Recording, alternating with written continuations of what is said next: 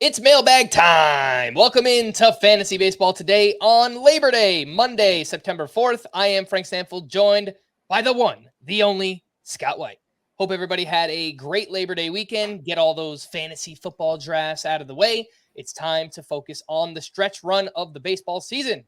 Scott, it's been a while since we've done a mailbag. Are you ready? Oh, I am beyond ready. Let's get it started. Let's get it started. And first up, we have Mark, who actually sent in two questions. It's getting a little bit greedy here, but it's fine. These are questions that I like. So we'll start with the first one. I feel like there were a ton of fun prospect call-ups this year that haven't quite delivered. Most of the midseason hitters. As you prepare for drafts next year, how can you project which ones will make a large leap going forward into year two?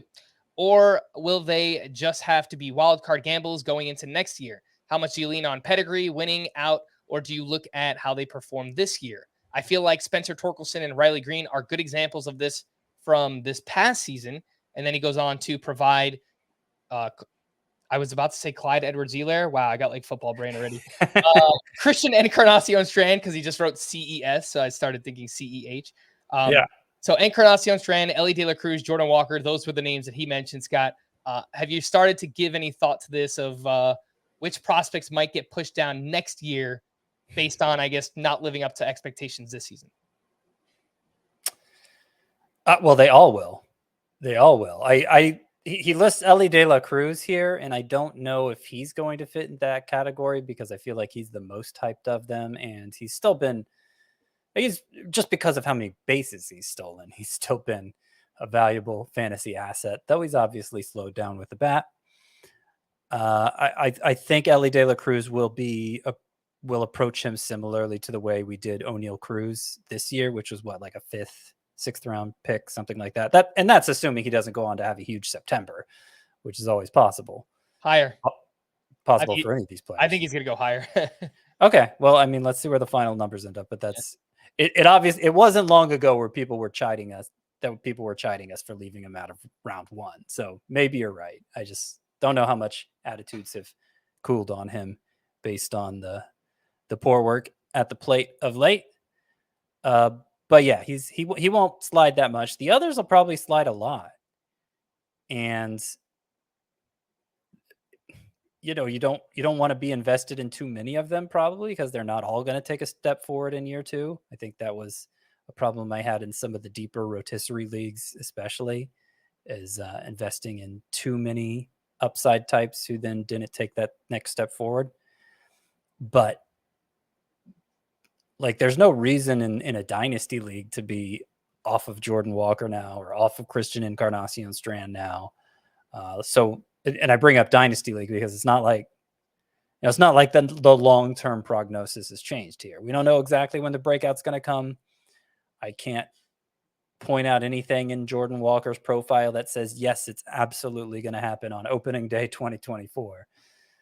But there's every reason it might. Or it might be more of a midseason breakout situation like we've seen with Torkelson this year. There's no predicting exactly when the breakthrough comes, and that is one of the great frustrations. You just try to look for signs that the upside is there, and then try not to pay too much for it. Try not to forfeit too much in pursuit of upside that you end up putting yourself in, giving your team too low of a floor. Yeah, I would agree with that. I don't know if Jordan Walker and Encarnacion Strand will go as low as Torkelson did this year. I think Torkelson was outside the top 200, maybe even top 250. They'll probably be outside of the top 150 picks. I do agree with you. I don't think you should be drafting multiple of these players, but if you want to leave your draft with at least one of them, just like an upside prospect bounce back, or maybe even some of the top prospects for next year, depending on how crazy the steam gets on like a Jackson Holiday or a Jackson Churio, I think that's totally fine to do. But I do agree with you. Like, in redraft leagues, I kind of did the same thing as you. Is like, I had a lot of prospects this year, and I think we probably just need to cool it for redraft. Like, maybe it's like one of them, maybe two if they just go super late, but you probably don't want more than that. And that's a flaw that I think is still built on this idea that, 3, 4, 5 years ago, a lot of these guys were hitting right away. And so I think last year, Scott, like, we got crazy. maybe not we in general, but like the industry did, because we got Julio Rodriguez and Spencer Strider and Michael Harris, right? And we saw these rookies come up and just have like truly dominant, amazing seasons. Mm-hmm. And then we all just kind of started to project rookies doing stuff like that moving forward. Yeah. And there will always be guys like that. It's just a question of how probable is any single prospect to do that.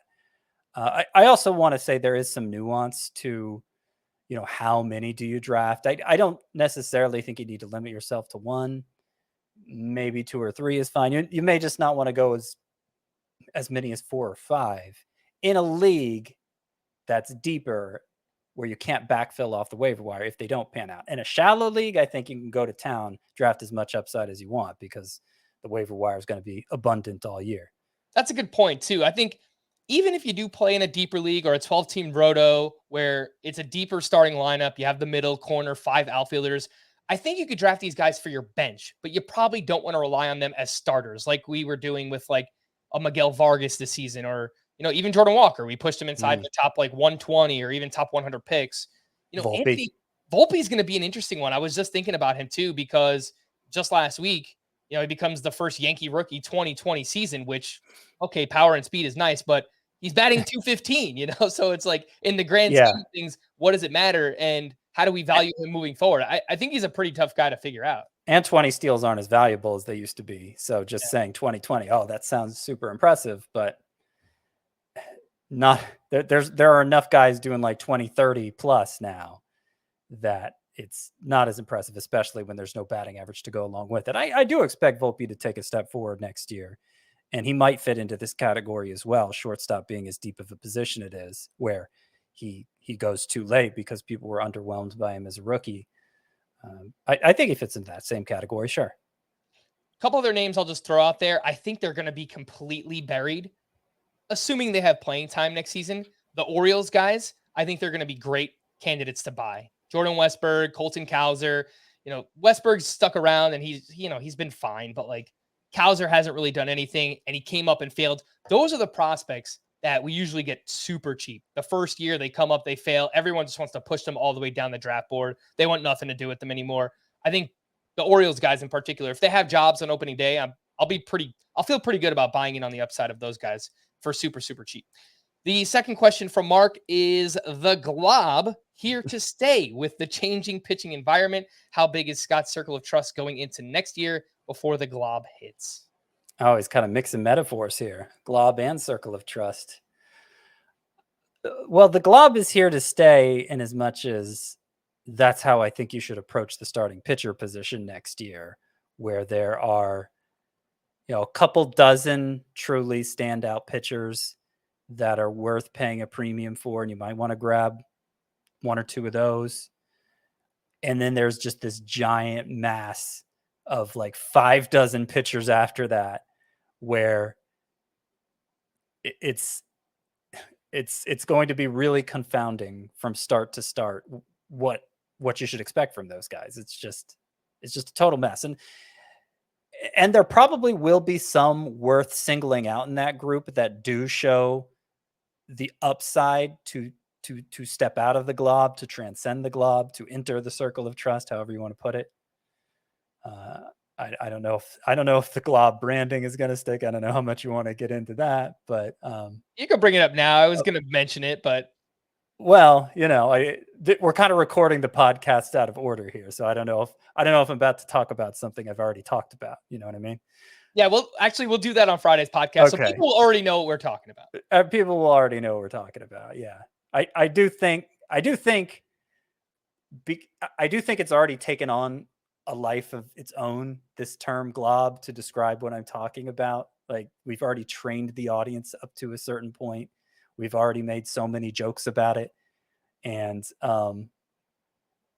it's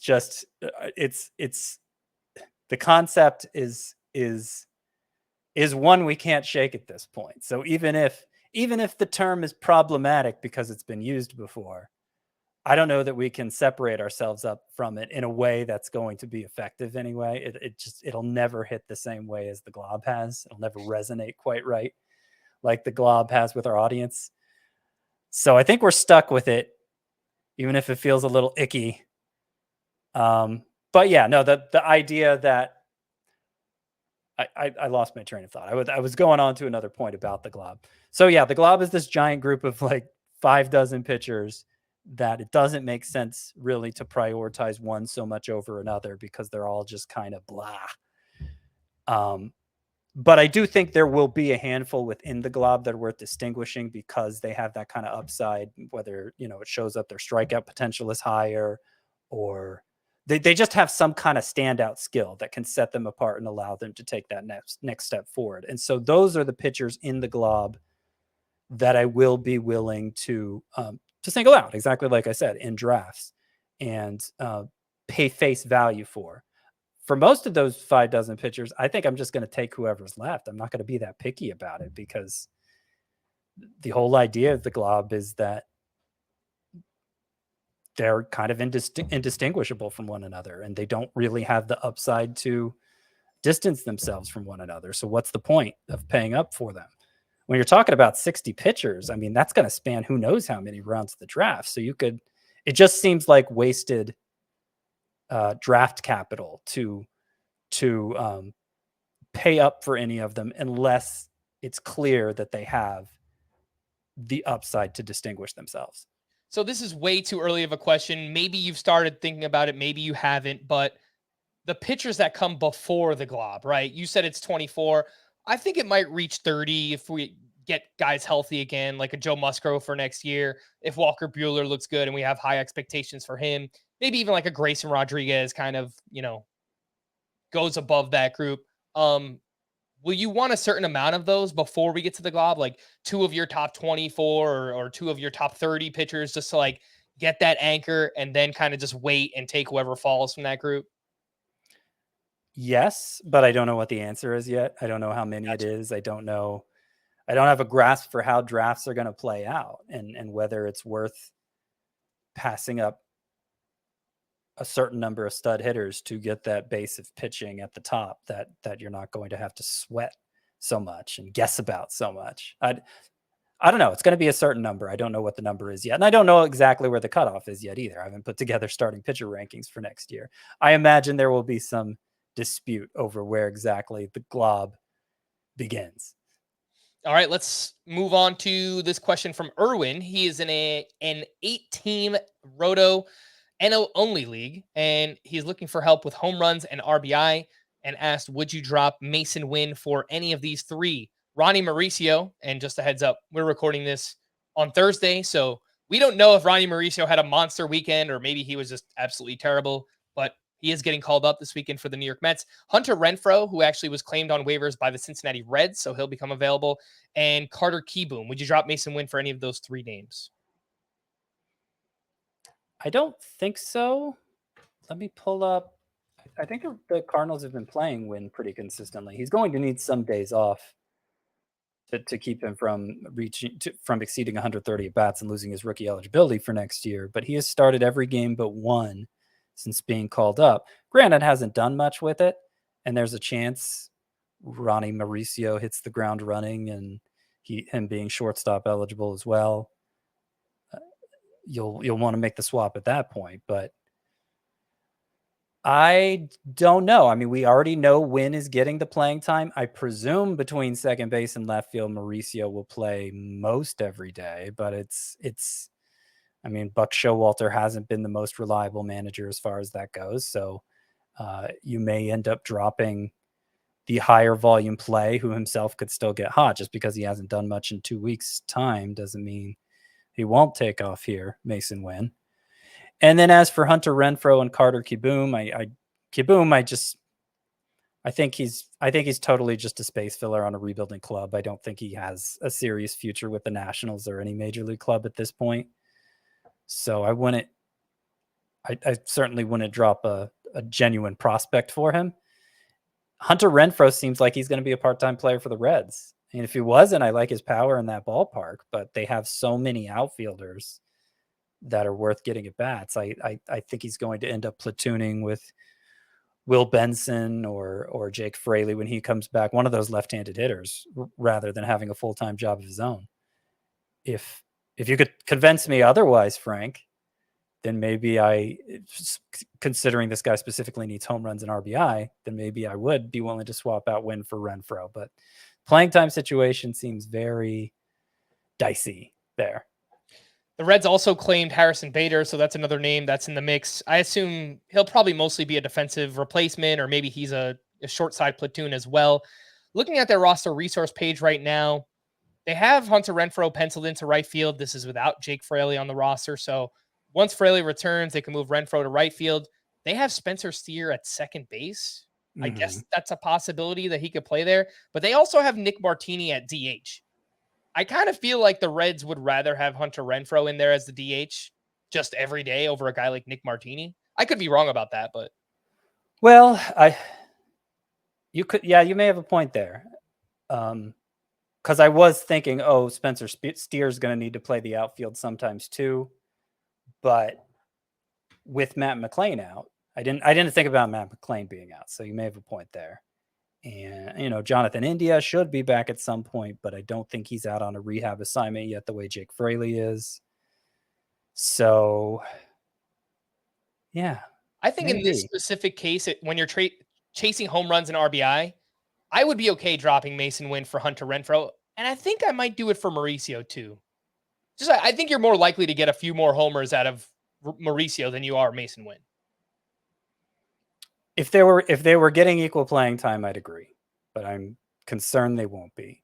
I'm surprised in an NL only league you don't have somebody worse you can drop, but let's take your word for it that you don't.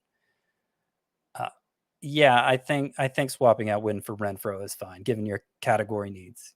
Okay. The other question here: would you drop Garrett Cooper for any of these? I don't think so. It seems like he's playing pretty much every day for the Padres right now. So. Yeah, but is he any good? That's an entirely different question. I mean, I'd rather hold on to Winn, I think, than drop Cooper for Renfroe rather than Winn for Renfroe. I do think Garrett Cooper is more likely to give you home runs and RBIs, though. I mean, he had a 15 homer season once, I guess. He's not Hunter Renfroe as far as the power goes. Yeah. I think I'd hold him. That's my opinion. I would drop Winn for Mauricio and Hunter Renfroe, and I think I'd hold Garrett Cooper. All right. But that's me. From Jeff, Dear Larry, and Bulky. Those are perfect strangers. That is correct. Oh, he put the answer right in there. You think I cheated? No, I put it in there because I had no idea what it was.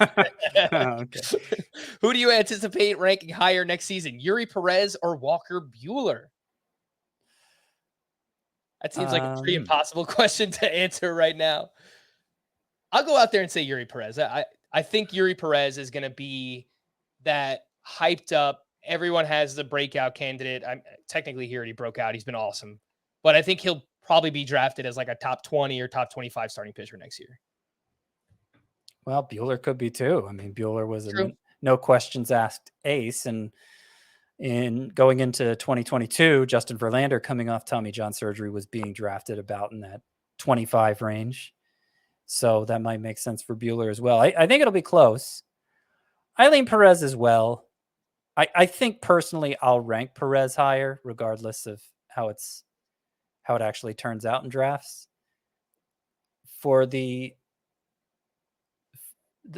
biggest reason being that Walker Buehler is coming back from a second Tommy John surgery, and that is not nearly as reliable as the first Tommy John surgery. It doesn't mean Buehler's career is done or that he can't get back to ace form. I don't think it's as safe of an assumption as it was for Verlander coming back from Tommy John surgery in 2022. And I was one of the most vocal about, yes, I'm all in on Verlander this year. It's not that I'm against Tommy John surgery and pitchers recovering from that in general. It's really just that it's the second instance of that for Buehler. Next question. How about ranking Elly De La Cruz or Matt McClain for next season? And I'll just point out the recent numbers for Elly De La Cruz. This is as of Thursday. Batting .244 with 11 home runs, 23 steals, a .735 OPS, 35% strikeout rate, 52% ground ball rate. And not everyone plays in a points league, but this is a good indicator of how impactful a player is on a per game basis. Matt McClain averaged 3.4 fantasy points per game. Elly De La Cruz is at 3.1. That's the same difference as Elly versus Christopher Morel. So 0.3 fantasy points difference there. I still think Ellie De La Cruz is going to be ranked higher. And it's nothing against Matt McLain. I just think Ellie De La Cruz's ceiling is higher than McLain's. Yeah. Yeah. He produces the exit velocities to salivate over, and just his athleticism is just so in your face that I think Ellie De La Cruz is going to have a lot more buzz than Matt McLain going into next season. But I might be more invested in McLain for the price. We'll see what the actual difference ends up being. But I think I'm going to like the value of McLain more. So obviously things are going to change tremendously, but I've referenced this a few times. Rob DiPietro at Deadpool Hitter on Twitter, they've done a way too early draft, and Ellie De La Cruz went in the second round and Matt McLain went in the fourth. So the difference might not be as big as we think it's going to be, right? Like, depending on how Ellie De La Cruz finishes out the year, I think he'll probably be a second or third round pick next season. Mm-hmm. Again, subject to change. But I think Matt McLain will probably go, 2 rounds after that. Maybe he's like anywhere from rounds 4 to 6, something like that. Yeah. So yeah, that's my early read on it too. So yeah, I mean, I don't know how much stock we want to put in that way too early mock draft. It's just like it's a 15 teamer. It's a sample of one with a bunch of guys whose heads are probably more in football right now. And so, we need more data, obviously, but it doesn't sound far-fetched to me. Okay. This next question is from Dan. First off, thank you for all the help this season. Didn't miss a single episode. Thank you, Dan. We really appreciate it. As of the 2023 season, actually, maybe I should just read the question the way it's written. As the 2023 season comes to a close, it's time to start thinking about next year. Everyone's excited for next year. I am allowed 5 keepers in my 12-team head-to-head points league. Here are some possible options: Ozzy Albies, Mookie Betts, Jose Ramirez, William Contreras, O'Neal Cruz, Matt McLain, Kevin Gausman, Pablo Lopez, Luis Castillo, Nick Lodolo, Grayson Rodriguez, and Eury Perez. That is a lot of, those are a lot of names there. Well, I know who you're not keeping. Nick Lodolo immediately jumps out as not worth. One of these names is not like the others in a bad way. Yeah. And as good as William Contreras is, I don't think he's in this mix either. Yeah. Look, obviously Mookie Betts is still a first-round pick. I think Jose Ramirez will probably be like a mid to late first-round pick. So I think those two are pretty clear. And then you'll have 3 more. I'll say Kevin Gausman in a points league. Luis Castillo, and I think Ozzy Albies. Yeah. It's tempting to go with like a Eury Perez there, especially given that it's a points league. Yeah, that's not crazy. Yeah. But I think didn't Ozzy Albies go shockingly early in that way too early mock draft? Let's see what we got. Because nobody wanted him. He was barely being, I don't even know that he was being drafted inside the top 50 on average this year. And then suddenly people 14th overall in that 14th overall, which I would not advise that as somebody who thought Ozzy Albies was going way too low at the start of this year. But it goes to show you that whatever concerns people had about him have basically gone away.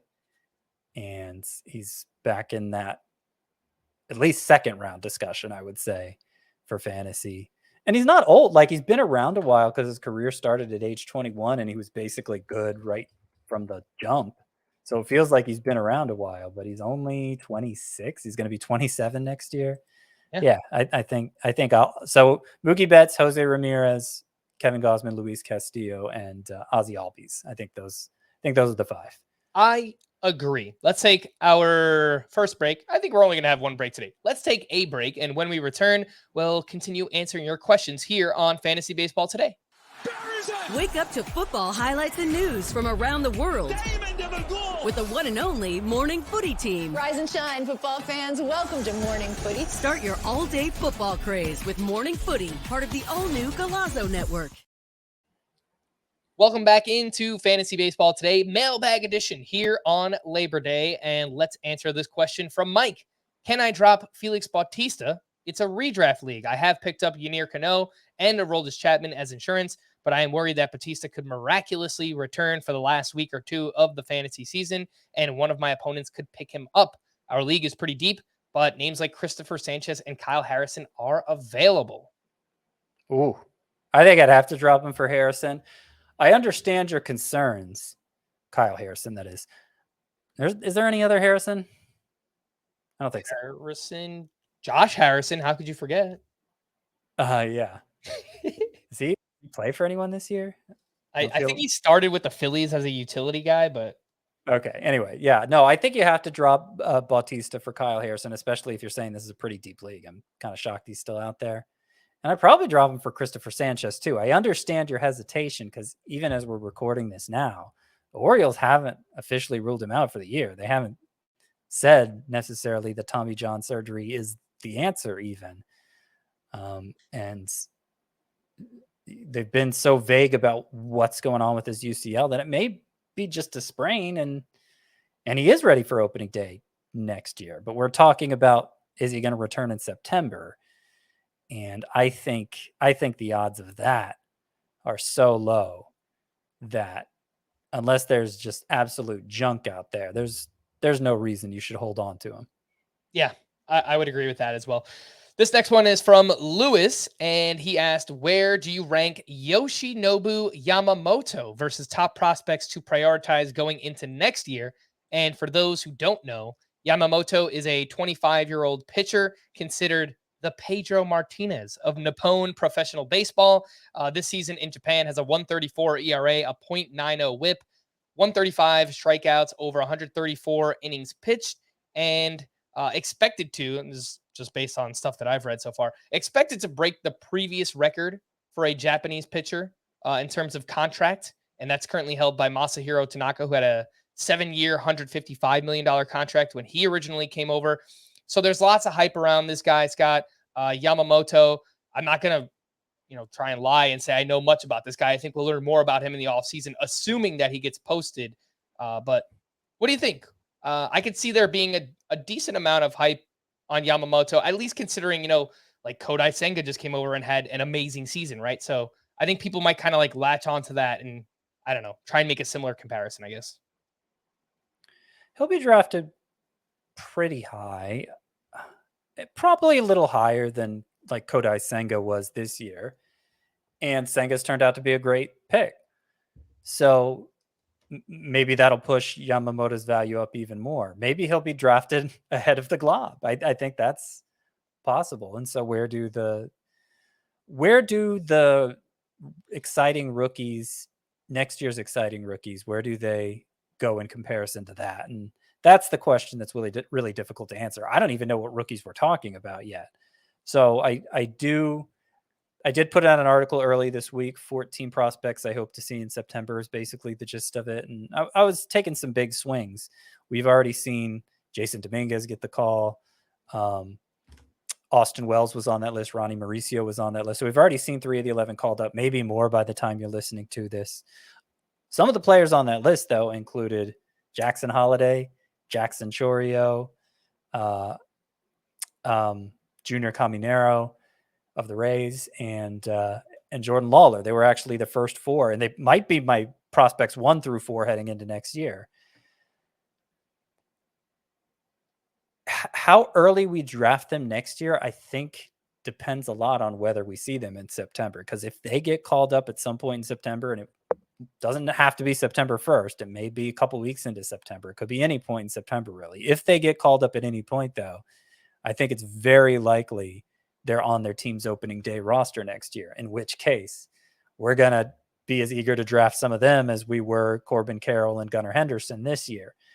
If we don't see them in September, well, it doesn't necessarily mean they won't be on the opening day roster next year. We saw Jordan Walker, Anthony Volpe make the opening day roster even without coming up last September, but at least puts it in doubt.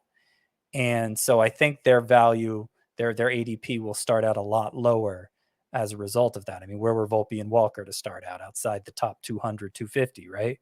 Mm-hmm. So it makes a big difference, I think, whether we see them in September. If we don't, then my initial reading is, okay, Yamamoto is going to be drafted ahead of all of them. If we do, depends on who it is and Yamamoto might be drafted in a similar spot as some of them. Mm-hmm. I think specifically with Jackson Holiday, if Jackson Holiday is confirmed to be on the opening day roster, you're right. I mean, he's probably like a top 75 pick, but even if he isn't, and we have some kind of indication that he'll be up early in the season, I think he's probably still a top, like a 120 pick, because I think people will just convince themselves that he'll be up like really early in the year. And obviously there's a lot of hype and lots to be excited about with Jackson Holiday. So he's the one that I think like could potentially like separate himself from everybody else. But yeah, it's a fun conversation. So are you going to have him as a top 12 shortstop from the beginning? It seemed like you'd have to be if you anticipate him going that early, unless you yourself want to draft him that early. Yeah, let me see. So I'm looking at what I have right now. Yeah, I mean the top 12 for me kind of ends with 9 through 12 is Ellie De La Cruz, Ha-Seong Kim, Gunnar Henderson, and then I have Bryson Stott. But you can make the argument for CJ Abrams, Dansby Swanson. Yeah, I think he's probably in that mix. Yeah, I mean, maybe top 12 to 15, something like that. Yeah, that's fair. I mean, if it's hard to say because we don't know. We don't have much insight into the Orioles thinking for him yet. But if it does seem like there's a lot of momentum for Jackson Holiday making the major league roster, the opening day roster, or if he doesn't, it's just because of service time manipulation, then he probably will go in that range. It'll probably be Gunnar Henderson versus Jackson Holiday, maybe that range of the shortstop rankings. I don't know, but yeah, it's you're right. He's one who could separate himself, even if he doesn't get the call in September. Just kind of depends on what the Orioles seem to be thinking. This next question is from Richie. I've had Tyler Anderson in a 10-man head-to-head AL only league all season. Playoffs start next week. Should I drop Anderson to create an open roster spot to stream hot deep league bats, consistent relievers, or potential openers? Let me know. I don't think I can take any more from him. I think it's fine to do. Yeah, I think it's fine. I think in AL, I think because it's a head-to-head league, I assume he means head-to-head points. No, I think he sent a follow-up that it was head-to-head categories. Okay, then that makes it easier to do. If it was head-to-head points, then the threshold for a usable pitcher in a format that deep is so low that just the fact Anderson has a rotation spot, and in fact might be in a 5-man rotation going forward now that Giolito is out of the mix the way Ohtani is. So it might be worth holding on to Anderson in a points league, but if you'd want to stream bats instead, I don't think you're going to lose much with him in a categories league. In fact, Tyler Anderson may be a net negative.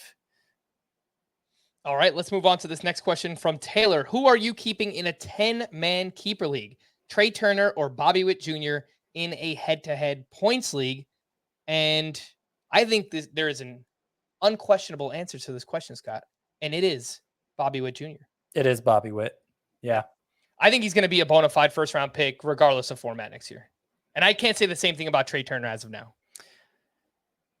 I think he's usurped Jose Ramirez as the number 1 third baseman. Yeah, I think I made that move in the rankings last week. Just the way even in points leagues where there's a big difference in terms of plate discipline between the two, just because Witt is such a prolific base stealer that it's hard for Jose Ramirez to keep up. Jose Ramirez has been already 2020 this year, and he's still being outdone by Witt in that format, the lesser format. Think about how amazing Trey Turner has been in the month of August, Scott. So just looking at the last 28 days, fantasy points per game, Trey Turner averaging 4.9 fantasy points. That is an elite number, and it's not something that you can expect over the full season. Bobby Witt has been even better. 5 fantasy points per game. So even with as good as Trey Turner has been, Bobby Witt has been better. So yeah. Yep.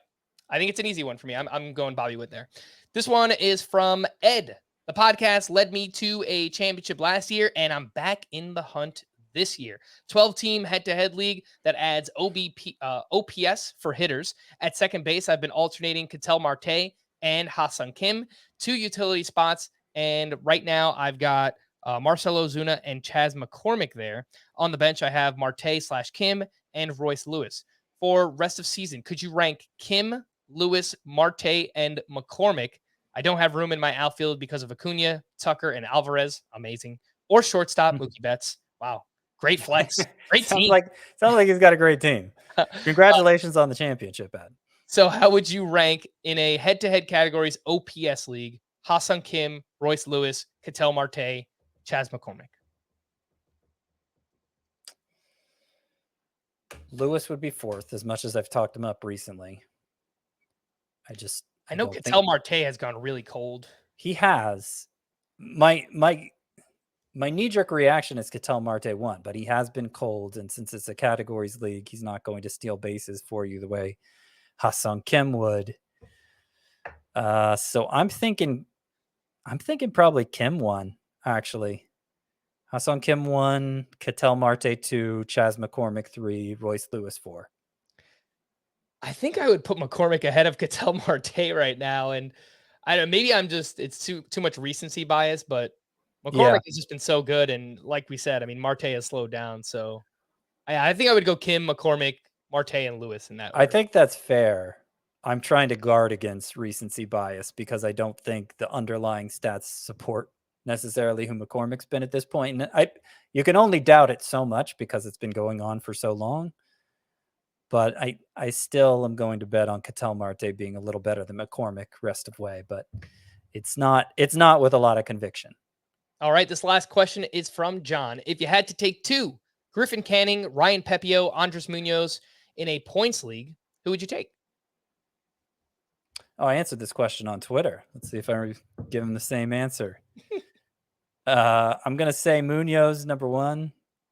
It's a little weird comparing him to starting pitchers, but he's a much better closer than Canning or Pepio is a starting pitcher. So, yeah, Andres Munoz, number one. I will say Canning if you need to start the guy right now, and Pepio if you don't need to start the guy right now and can speculate on upside a little bit. As of the time of recording this, Scott, do we have any indication if Ryan Pepio is sticking around in the Dodgers rotation for next week? He's been optioned. Why? Why did the Dodgers do this? I mean, they could put somebody on the IL and bring him right back. That is a possibility. I don't think he's made his last start this year. I agree. I just think they have like 3 or 4 young guys that they're kind of alternating with that open rotation spot right now.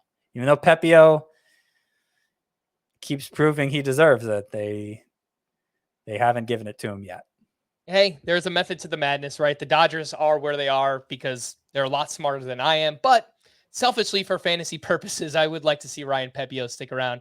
I think most people would. So, yeah, I would agree with that. If you need someone to use right now, it's probably got to be Griffin Canning just behind Andres Munoz. We are going to wrap there. For Scott, I am Frank. Thanks as always for tuning in to Fantasy Baseball today. Please make sure to follow and leave a 5-star rating on Apple or Spotify. And we will be back again tomorrow with a huge Labor Day weekend recap. We'll see you then. Bye-bye.